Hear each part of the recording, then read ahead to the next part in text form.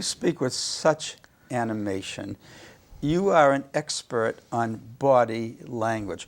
What exactly is body language, and can you give me some examples of body language?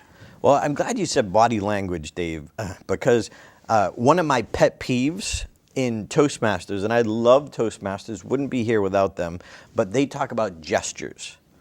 And there's a very different definition in my mind between gesture and body language. Body language is being expressive. A gesture is a choreographed body movement that has no integrity or authenticity to what you're saying at the time.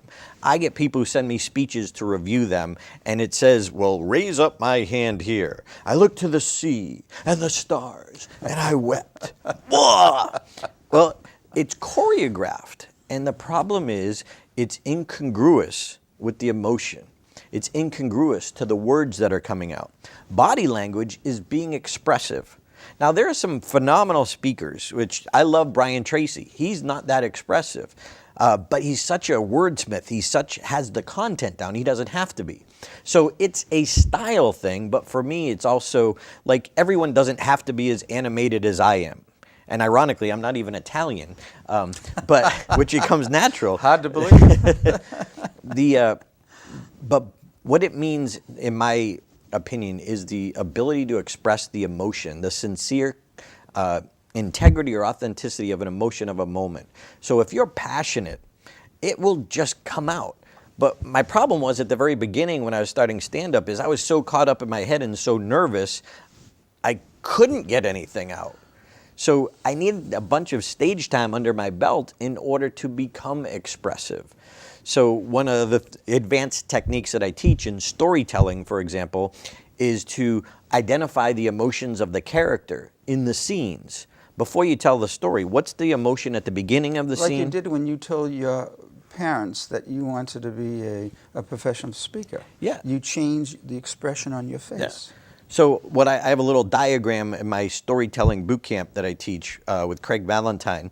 And I say, identify the characters. Okay, so mom, dad, Darren. Okay, what's their beginning emotion? Well, for me, it was excitement. For my mom and dad, it was anticipation because their kid comes home, wants to talk to them, even though they never speak. And then what's the end emotion? Shock. My parents were shocked. What's the end emotion for Darren? You know, deflated, emotionless. Mm-hmm. Okay, but if you notice, even in that 17-second story, all three emotions change. All three characters' emotions change. So what I teach now in storytelling, whether it's a corporate presentation or public speaking, is that if the emotion of one character doesn't change, there is no story. If the emotion of one character doesn't change, there is no story. So you need to find that change, and you'll become a better communicator if you can become a better storyteller. So identifying it, okay, so if I'm excited at the beginning, I need to express that emotion through body language. So what a lot of speakers will do is, so I walked in the room very excited.